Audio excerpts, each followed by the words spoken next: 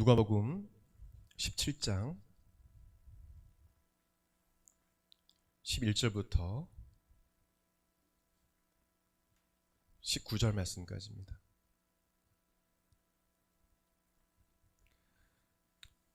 누가복음 17장 11절부터 19절 말씀까지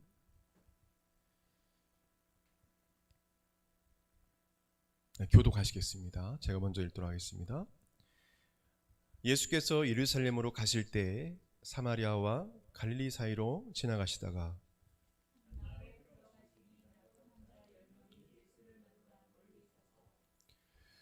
소리를 높여 이르되 예수 선생님이여 우리를 불쌍히 여기소서 하거늘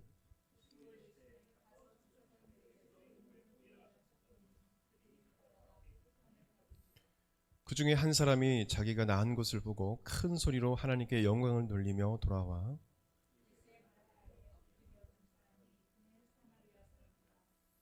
예수께서 대답하여 이르시되 10사람이 다 깨끗함을 받지 아니하였느냐 그 9은 어디 있느냐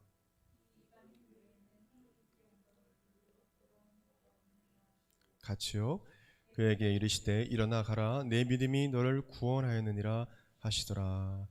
아멘. 우리 성경에 관한 믿음의 고백 같이 드리시겠습니다. 시작. 이 성경은 성령의 감동으로 쓰여진 것으로 성령의 권위며 진리의 말씀을 믿습니다. 이 말씀을 우리를 변화시키고 하나님의 형상으로 회복한 사실을 믿습니다. 우리는 이 말씀을 늘 묵상하며 이 말씀대로 할 것을 믿음으로 고백합니다. 아멘. 가슴에 손 얹고 저를 따라 고백드리겠습니다.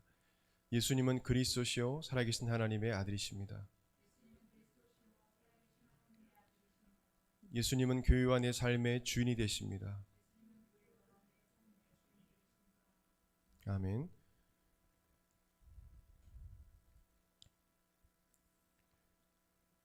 예수님께 감사한 사마리아 사람이라는 제목으로 이 시간 함께 하나님께 주시는 말씀 듣길 원합니다. 은혜 받는 시간 되길 원합니다. 예수님께서 예루살렘으로 가시는 도중에 나병 환자들을 만나게 됩니다. 오늘 보게 되면 한 명이 아니라 10명의 나병 환자가 있었습니다. 이 10명의 문득병자, 나병 환자는 예수님께서 지나가신다는 소문을 들었을 것입니다. 그래서 예수님을 만나게 되면 예수님께서 우리를 치료하실 수 있다는 그런 믿음이 있었을 것입니다.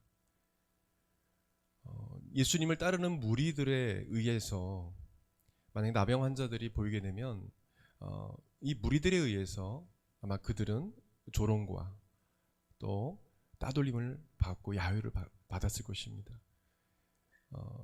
이 부정한 자들이 왜 이곳에 왔냐 이거죠. 그러나 그 조롱과 그런 외면을 알고서도 예수님을 기다렸습니다.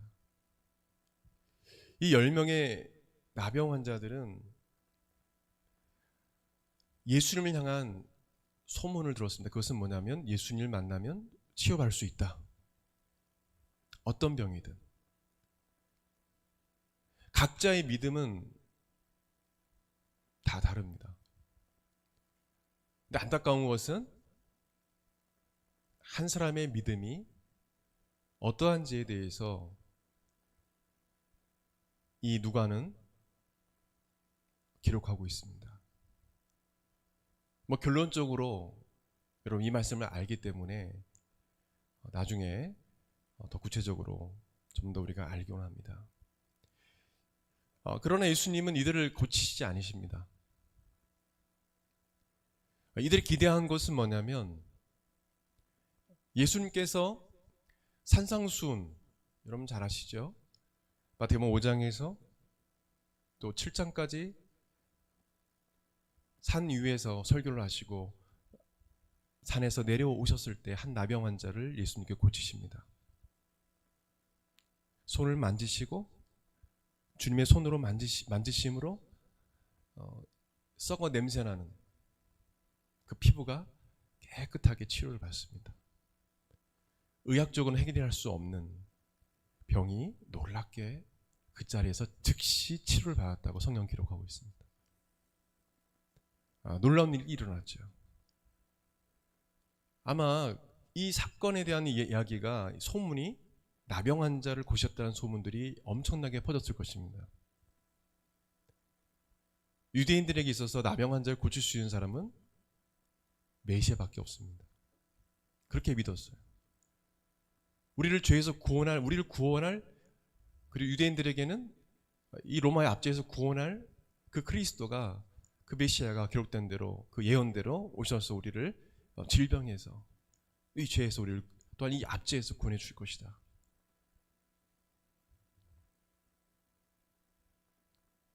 예수님에 관한 소문들이 많이 났을 거예요. 이 문둥병자 10명도 각자의 믿음은 다르지만 어쨌든 간에 예수님께서 나병 환자를 치료하셨다는 소식을 들었고, 그들은 그것을 어쨌든 그 사실에 대해서는 믿었어요. 근데 기대를 하고 예수님을 향하여, 예수님 우리를 불쌍히 여겨 주십시오 라고 큰 소리로 예수님께 간청합니다. 근데 예수님께서 그들을 만져주시지 않으십니다. 원래는 예수님께서 말씀해 주 그 자리에서 치료를 해 주셔야 되거든요. 여러분, 왜 그럴까요? 그들의 믿음이 예수님께서 기뻐하신 믿음일까요? 아마 아니었을 것입니다. 산상수훈을 하시고 내려오셨을 때 만난 그 한 사람, 그 나병 환자의 믿음은 간절함이 있었어요. 엎드려서 고개를 숙이고 엎드려서 예수님을 경외하는 마음으로, 간청하는 마음으로 큰 믿음을 가지고, 예수님께서 원하시면 제가 낫겠나이다, 이 고백을 했거든요. 근데 이 사람들은 한 명 빼고는 단순히 그냥 예수님께서 우리를 치료해 주실 거야, 그 정도의 수준이었습니다. 그래서 예수님은 즉시 그들을 고치지 아니하시고 이런 말씀하세요. 테스트하시는 것이죠. 제사장에게 가서 너희들의 몸을 보여주어라. 무슨 말씀이십니까? 고침을 받지 않았어요? 제사장에게 모세의 율법대로 제사장이 보여주라는 것입니다. 나병 환자가 낫는 것은 사실 있을 수 없는 일이지만, 율법에 의하면, 구약시대 율법에 의하면 이 나병 환자가 만약에 나을 경우에는 제사장에 의해서 정결하다는 판결을 받아야 돼요. 그 당시에 제사장은 판사 역할을 했어요. 그가 눈으로 보고 피부가 정상인처럼 의사 노릇도 한 거죠. 정상이다, 율법에 나온 대로 정상이다 하면, 판결을 내리면 새 2마리를 가지고 정결 예식을 합니다. 그리고 순양 2마리와 흠없는 수양 2마리와 흠없는 암양 1마리, 그리고 고운 가루와 기름 섞인 소재물과 기름을 정결 예식에 써서 그 몸에 피를 뿌리고, 그리고 정결 예식을 마무리함으로 선포합니다. 이 사람은 깨끗하게 됐다. 정상적인 사회생활을 할 수 있게 됐어요. 그래서 제사장에게 가서 보이라는 말씀, 어떤 말씀입니까? 나았다는 거죠, 이미. 근데 낫지 않았잖아요, 눈으로 볼 때는. 제사장에 가서 나병 환자가 보일 수 있는 것은 나을 때 가서 보여주는 거예요. 그리고 판결을 받는 것입니다. 그것이 있어야 사회생활을 할 수 있어요. 근데 예수님께서 그냥 가라는 거예요. 테스트 하시는 것입니다. 다 믿음이 같지 않아요. 근데 예수님의 그 테스트 시험에 통과를 못합니다. 몇 명만 통과했어요? 1명. 그것도 이방인인 사마리아, 유대인이 섞여 있었던 것 같아요. 이 이방인인 사마리아, 이 한 사람 외에 예수님께 와서 엎드려서 절하면서 하나님께 영광을 돌리며 큰 소리로 하나님께 영광 돌리며 예수님 앞에 엎드려서 감사의 경배를 드린 자는 없었어요. 예수님은 이 말씀 하시죠. 우리 17절 말씀 같이 읽겠습니다. 시작. 예수께서 대답하여 이르시되 10사람이 다 깨끗함을 받지 아니하였느냐? 그 9은 어디 있느냐? 이 이방인 이외에는 하나님께 영광을 돌려 돌아온 자가 없느냐 하시고.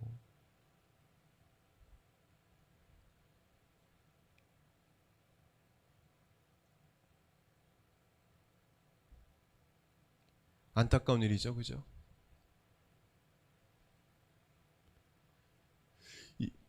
나음받은 치료받은 이 9명이 어디 갔는지 성경에 나와 있지 않습니다. 어떤 학자들은 뭐 집에 갔을 거고 자기 갈 길 갔을 거고 어쨌든 간에 예수님께로 오지 않았어요. 예수님께서 원하시는 것은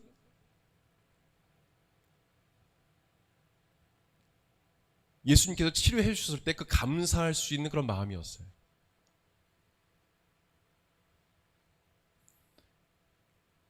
이 9명의 나병 환자들은 예수님께 주신 그 치료의 은혜를 망각하고 누가 치료해 주신 것입니까? 예수님이. 그것을 망각하고 갈 길 갔어요. 어쨌든 갈 길 갔어요. 저는 이 말씀을 읽으면서 이런 생각이 들어요. 아마 그들은 나병이 다시 도졌을 것이다 생각이 들어요. 뭐 성경 기록됐지 않지만 말씀을 묵상하다 보면 그런 마음이 들었어요.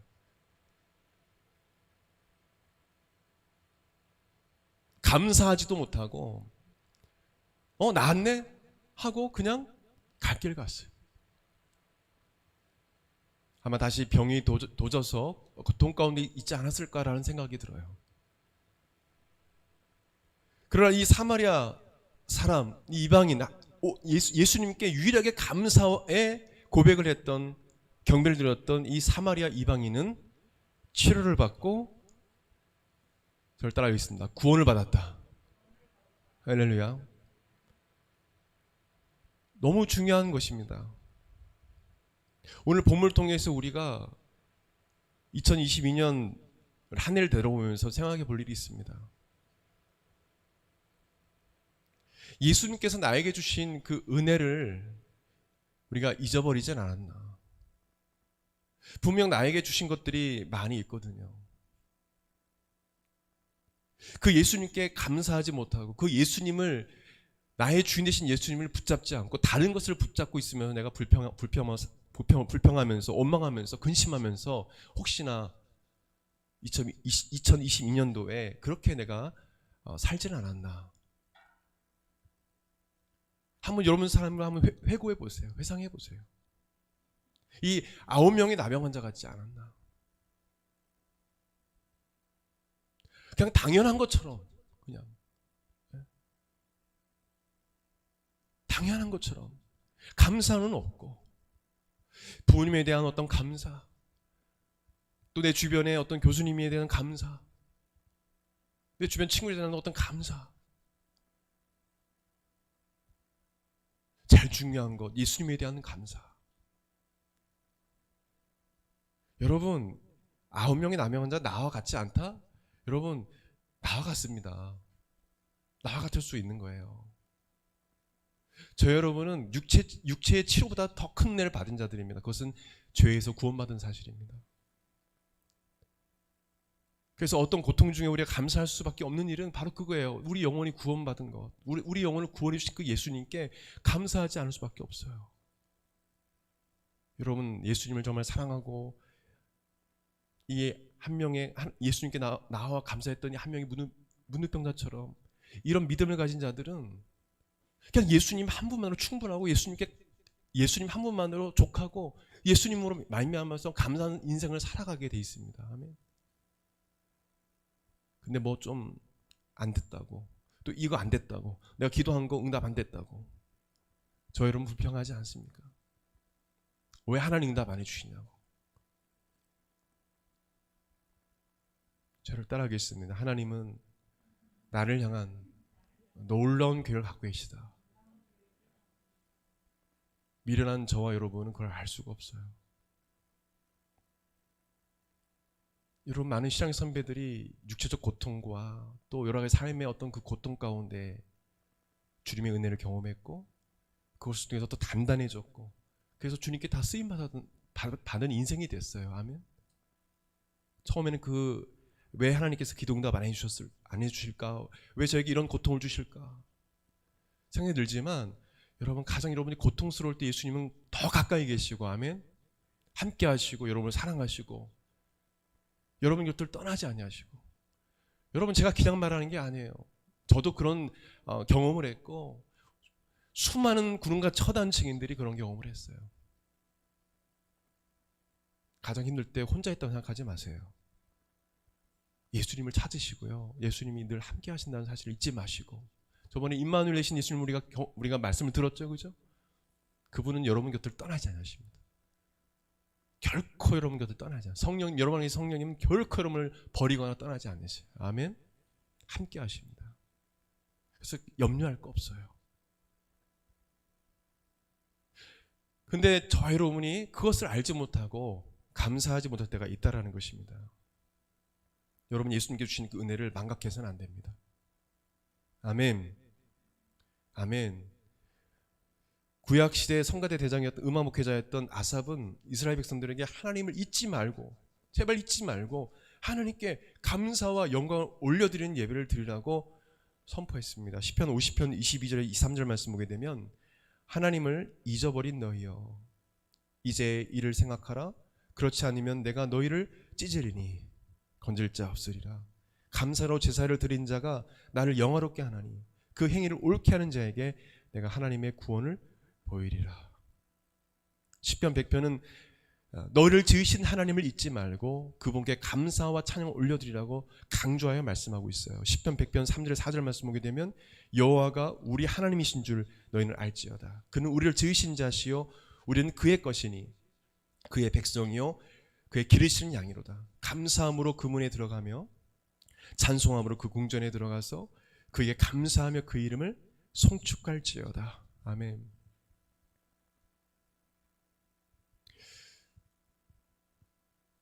하나님의 은혜, 나를 지으시고 날 창조하신 나에게 은혜 주신 그 하나님을 잊지 말라는 겁니다. 그리고 하나님께 감사하라는 것입니다. 시편 전체를 보면 감사의 그 고백이 너무도 많아요. 감사하라는 것입니다. 하나님께서 여러분에게 베푸신 그 은혜, 그것이 무엇인지 잊지 말고 그 은혜에 대해서 감사와 찬양을 올려드릴 수 있어야 합니다. 아멘.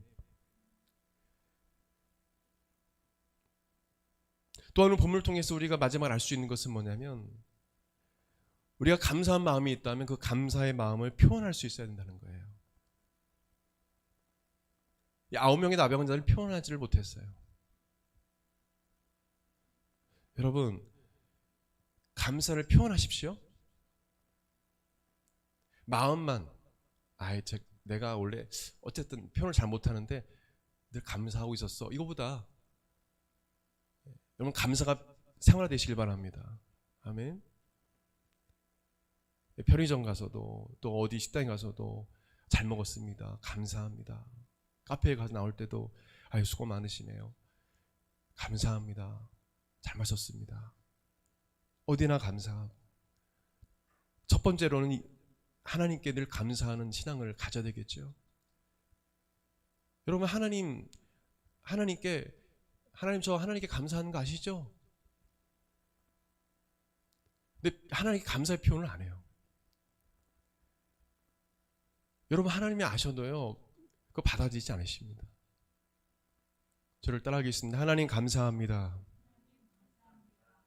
고백드려야 돼요. 그럴 때 이 사마리아 사람은 놀라운 구원을 받습니다. 예수님께서 그를 구원해 주세요. 영혼까지 구원해 주세요. 감사했더니 그만큼 감사가 중요해요.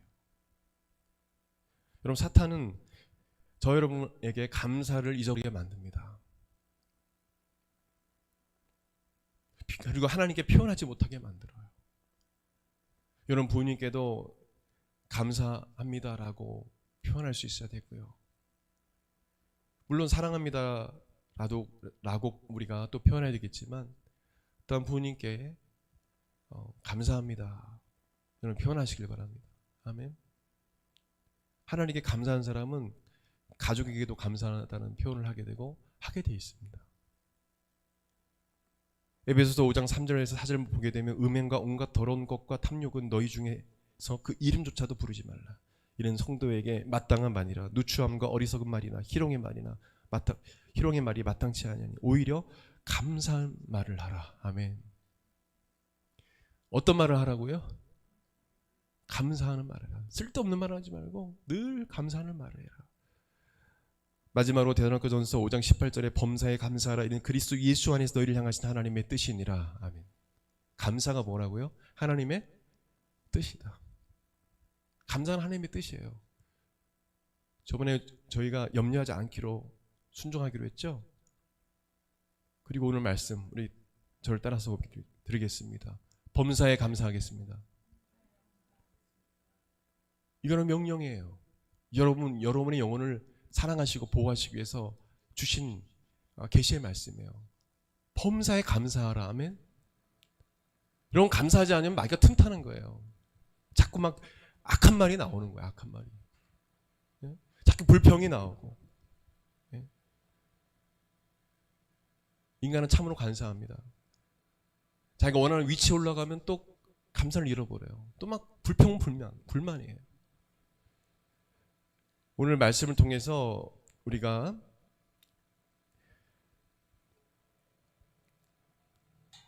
예수님께 나와 엎드려 감사의 경배를 드렸던 이 한 나병 환자, 치료받는 한 나병 환자에 대해서 우리가 배웠습니다. 여러분 2022년 이 하나님께 감사했던, 예수님께 감사했던 이 한 나병 환자 같이 예수님을 경배함으로 이 한 해를 마무리하시기 예수 그리스도 이름으로